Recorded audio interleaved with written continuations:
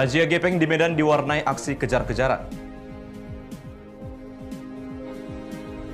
Damkar Nias Utara dianggap tidak tanggap bencana kebakaran.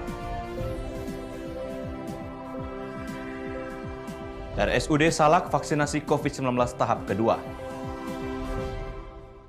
Selamat malam pemirsa, selain cuplikan berita tadi, kami juga akan menghadirkan informasi menarik lainnya. Bersama saya Daniel Huta Barat, pemirsa inilah Sumut hari ini malam selengkapnya.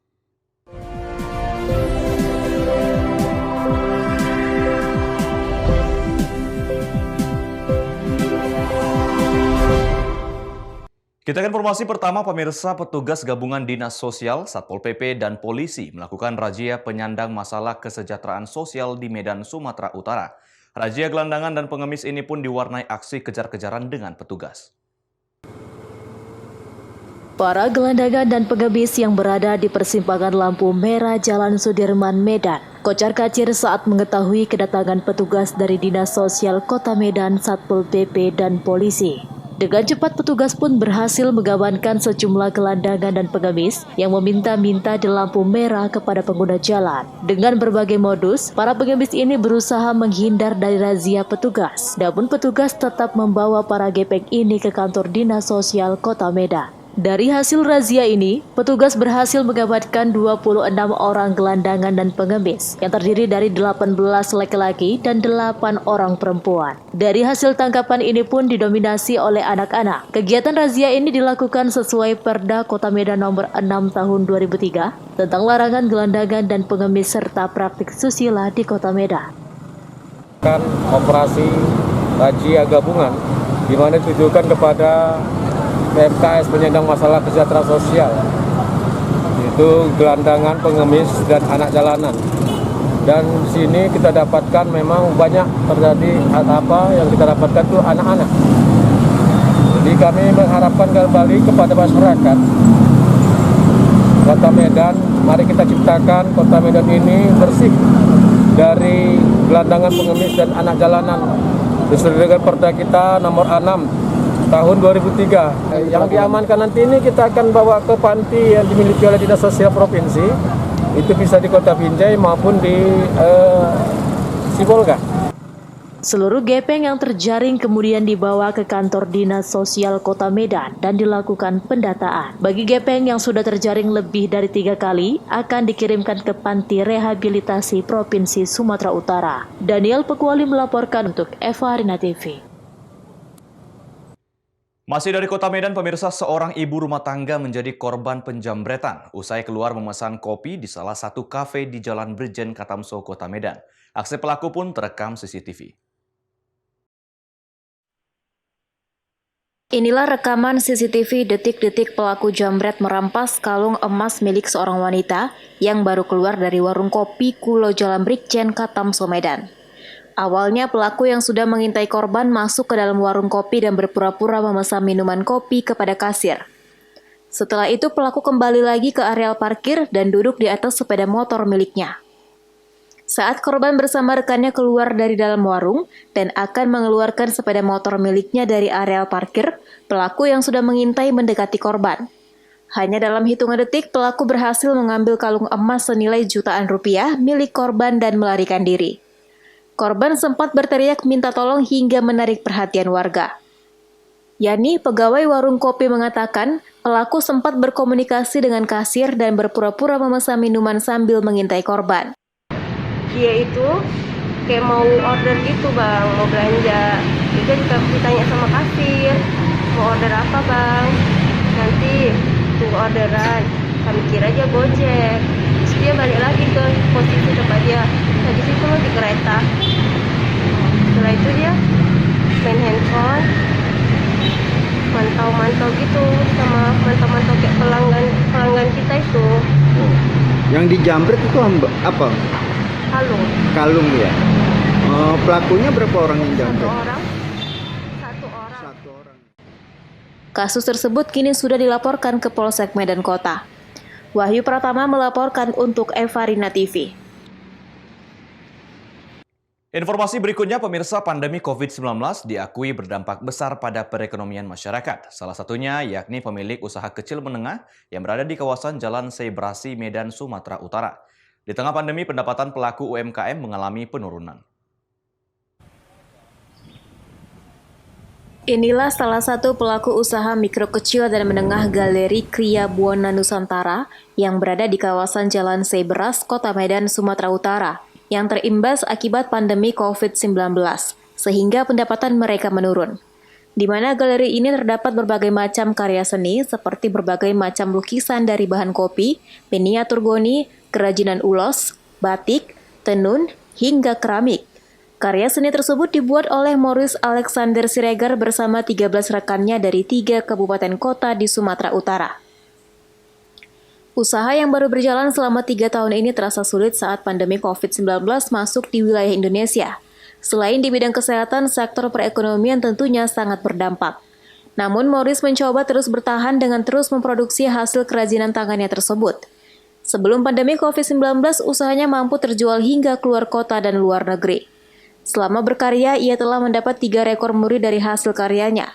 Rekor tersebut yaitu kulit telur terbesar tahun 2012, lukisan dari bubuk teh pada tahun 2013, dan rekor muri dari limbah pohon sawit pada tahun 2014. Tetap berproduksi sesuai dengan permintaan, tetapi kapasitasnya mungkin dikurangi sedikit karena keadaan memang lagi pandemi. Bang, di galeri abang ini sendiri bang, apa aja bang yang diproduksi bang? Kita ada 13 orang pengrajin, jadi dari 3 kabupaten kota, dari Medan, dari Serdang, dari Sergai. Sini ada kerajinan gerabah, lukisan kulit telur, dari lukisan dari bubuk teh, ada songket, ada fashion, ada berbagai macam barang di sini. Ada 13 jenis pokoknya. Kalau beberapa teman-teman sampai ke Jawa, sampai Aceh, luar provinsi, udah sampai barang. Termurah 10 ribuan, yang termahal sampai belasan juta pun ada. Belasan juta bang? Ya kami nggak punya strategi karena memang cara apapun dibuat orang takut. Ya, jadi kita hanya bertahan aja, cari masing-masing aja pembelinya. Nggak punya strategi apa-apa. Kemudian harapan apa nih bang? Ya harapannya pandemi cepat berlalu, terus kalaupun pandemi nggak bisa berlalu ya orang udah berani untuk datang untuk belanja. Ini kan orang tidak berani datang, itu aja. Kepada pemerintah, ia berharap kepada pelaku UMKM di Kota Medan mendapat perhatian khusus agar terus dapat bertahan dan bangkit kembali menjual hasil karyanya.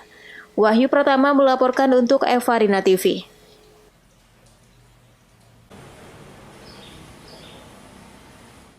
Sumun hari ini masih akan kembali sesaat lagi, tetaplah bersama kami.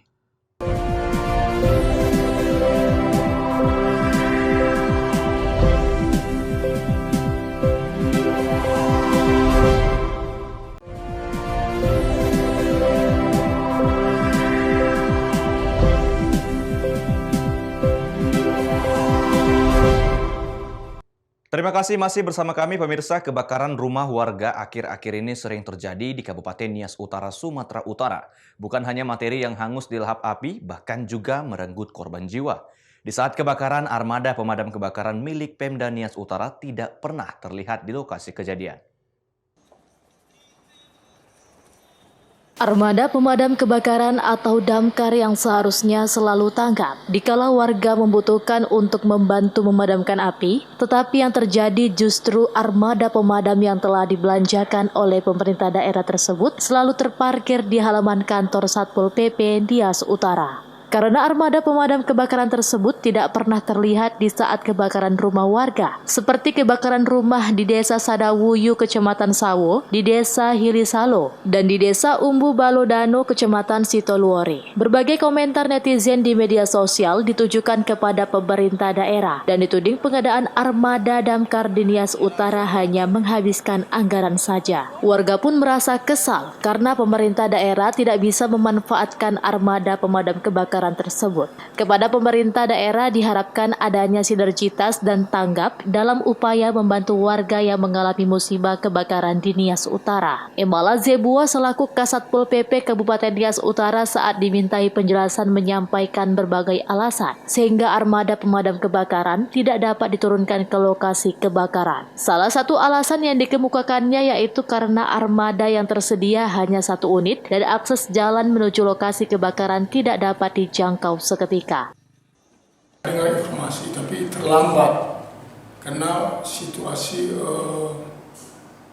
jalan ya, sehingga setelah kita terima informasi dari pihak yang menginfo bahwa ada kebakaran, jadi 15 menit sudah ada ketentuan itu harus wajib berangkat armada kebakaran, tapi alangkah hasilnya karena terlambat di perjalanan sehingga rumah ini sudah pada angus di dalam api sehingga tidak sempat kita lakukan pemadaman. Menurut yang telah kami programkan, karena armada pemadam kebakaran ini hanya satu dan bertempat di Lotu, kita tempatkan di Lotu.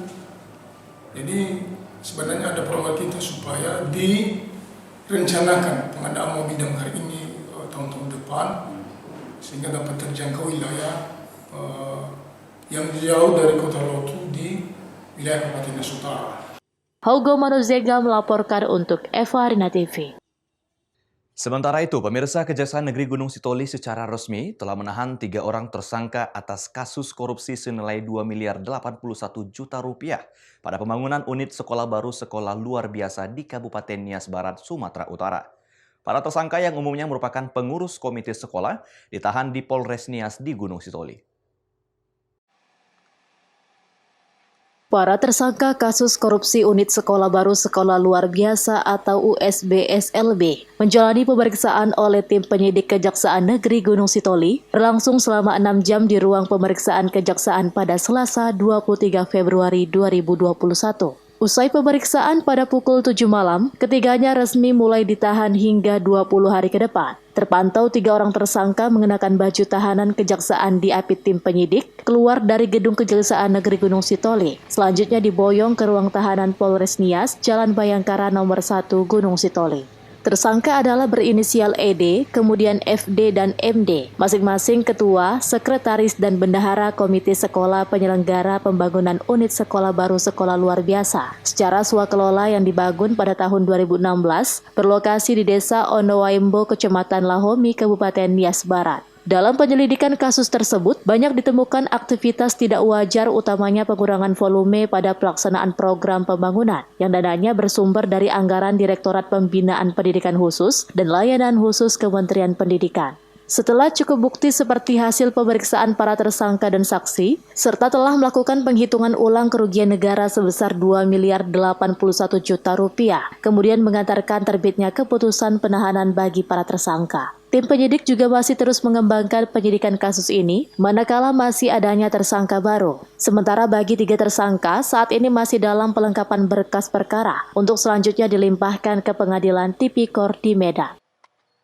Jadi berdasarkan hasil pemeriksaan para saksi, ahli, dokumen-dokumen yang ada dan pemeriksaan tersangka, maka pada hari ini tim penyidik Kejari Gunung Sitoli memberikan menetapkan bahwa para tersangka ini akan dilakukan penahanan mulai hari ini 23 Februari 2021 sampai 20 hari ke depan, dan ketiga tersangka ini dititip di RTP Polres Nias. Setelah ini apa langkah selanjutnya? Langkah selanjutnya kami akan melengkapi berkas perkara ya, untuk kemudian segera dilimpahkan ke Pengadilan Tipikor. Diinformasikan kembali kira-kira berapa kerugian negara yang diakibatkan dari korupsi ini? Kerugian negara 2M83 juta rupiah. Haugo Manuzega melaporkan untuk Eva Rina TV. Pemirsa, Kejaksaan Negeri Pematang Siantar, Sumatera Utara menghentikan kasus dugaan penistaan agama yang dilakukan oleh 4 tenaga kesehatan yang bertugas sebagai pemandi jenazah. Kejaksaan menghentikan penuntutan pidana dikarenakan kasus tersebut tidak terdapat cukup bukti. Kami minta pernyataan tuntutan kami agar Sebelum dilimpahkan ke Pengadilan Negeri, Kepala Kejaksaan Negeri Pematang Siantar terlebih dahulu meneliti berkas kasus dugaan penistaan agama oleh 4 orang tenaga kesehatan yang bekerja sebagai pemandi jenazah di RSUD Jasa Men Saragih, Pematang Siantar. Setelah diteliti, Kepala Kejari menilai ada kekeliruan dari jaksa peneliti dalam menafsirkan unsur dan pasal penistaan agama. Ia menilai unsur dakwaan terhadap 4 terdakwa tidak terpenuhi dan menerbitkan surat keputusan penghentian penuntutan. Menurut Kejaksaan, dakwaan tidak terdapat cukup bukti. Surat keputusan terbit per hari Rabu 24 Februari 2021. Penghentian penuntutan selanjutnya dapat dilanjutkan kembali apabila ada alasan baru yang diperoleh penuntut umum dan putusan pra-peradilan atau mendapat putusan akhir dari pengadilan tinggi yang menyatakan penghentian kasus tidak sah. Ketentuan yang diatur dalam pasal 14H junto pasal 140 ayat 2 Kitab Undang-Undang Hukum Acara Pidana menetapkan 1. Menghentikan penuntutan perkara pidana atas nama terdakwa Dedi Agus Afrianto dan kawan-kawan karena tidak terdapat cukup bukti. Kami ulangi, tidak terdapat cukup bukti. Kedua, surat ketetapan ini dapat dicabut kembali apabila di kemudian hari terdapat alasan baru yang diperoleh penuntut umum. Kedua, ada putusan pra-peradilan atau telah mendapat putusan akhir dari pengadilan tinggi yang menyatakan penghentian penuntutan tidak sah. Ketiga, turunan dari surat ketetapan ini diberikan kepada yang bersangkutan, keluarga, ahli waris untuk dapat dipergunakan sebagaimana mestinya. Surat keputusan diberikan kepada 4 tenaga kesehatan, keluarga, dan ahli waris untuk kepentingan yang diperlukan. Dengan terbitnya surat keputusan tersebut, status tahanan kota keempat tenaga kesehatan secara otomatis dicabut oleh Kejaksaan Negeri Pematang Siantar. Penta News Sembiring melaporkan untuk Evarina TV.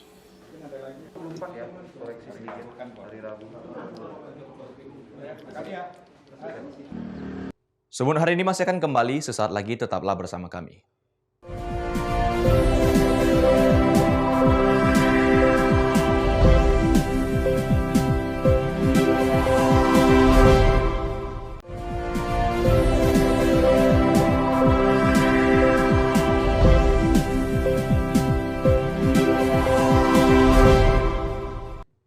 Terima kasih masih bersama kami. Pemirsa, puluhan ibu rumah tangga di Kota Padang Sidimpuan melakukan unjuk rasa di depan kantor Lurah Aik Tampang. Warga meminta agar Lurah mencopot kepala desa lingkungan yang dianggap tidak kooperatif terhadap aspirasi warga. Warga merasa kecewa karena maraknya peredaran narkoba di lingkungan mereka. Aksi adu mulut antara warga dengan petugas Kelurahan Aik Tampang Kota Padang Sidimpuan ini sempat memanas karena permintaan warga tidak dipenuhi oleh lurah mereka. Warga meminta agar Lurah Aik Tampang memberhentikan Kepala Lingkungan 6 Kelurahan Aik Tampang Kota Padang Sidimpuan karena dinilai tidak aspiratif menanggapi keluhan warga. Namun permintaan warga ini tidak mendapat tanggapan serius dari Lurah Aik Tampang Ahmad Jumadi. Ahmad Jumadi meminta waktu untuk bisa melakukan pembinaan terhadap kepala lingkungan. Keributan warga dengan petugas kelurahan baru akhirnya mereda setelah petugas kepolisian dari Polres Kota Padang Sidimpuan datang ke lokasi untuk pengamanan. Menurut warga, selama ini peredaran narkoba di lingkungan 6 Kelurahan Aik Tampang Kota Padang Sidimpuan sudah melebihi batas. Para pengedar dan pemakai narkoba berkeliaran di lingkungan mereka tanpa ada tindakan dari kepala lingkungan dan pihak kelurahan. Meski telah diadakan pertemuan antara warga dan kepala lingkungan, namun tetap saja kepala lingkungan tidak bisa membuat larangan agar tidak ada peredaran narkoba di lingkungan warga. Apa penggantian kepling? Nah, masalahnya apa? Kenapa sampai kita minta ganti kepling? Masalahnya kurangnya penanggap keplingnya kepada masyarakat mengenai masalah narkoba, masalah yang semuanya lah udah tadi dengar unjuk rasanya. Jadi tuntutan kita turunkan kepling, udah dinonaktifkan kata Pak Lurah. Kepling kami sekarang Pak Lurah udah dinonaktifkan. Kepling kami sekarang. Jadi kami berkepling ke Pak Lurah untuk sementara sebelum dapat informasi dari Pak Wali sama Pak Camat. Warga akhirnya membubarkan diri setelah Kepala Kelurahan Aik Tampang menyatakan telah mencopot Kepala Lingkungan 6 Kelurahan Aik Tampang. Azan Sinaga melaporkan untuk Evarina TV.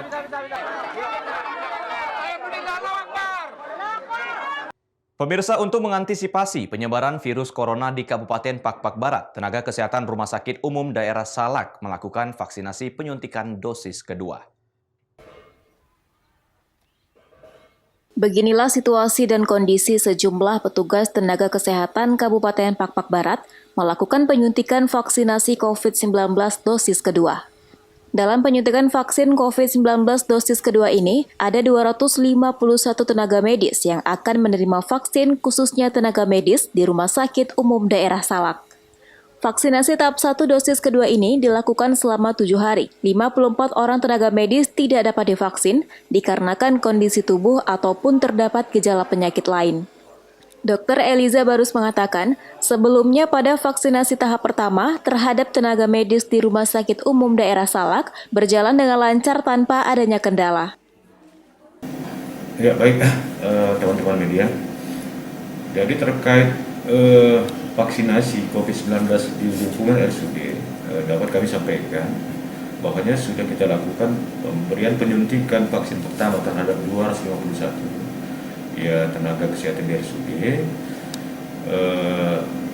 bahwa prosesnya tidak ada yang namanya KIPI, ya, kejadian ikutan pasca imunisasi, dan sudah kita lakukan di RSUD sesuai dengan alur atau petunjuk yang dikeluarkan oleh Kementerian Kesehatan.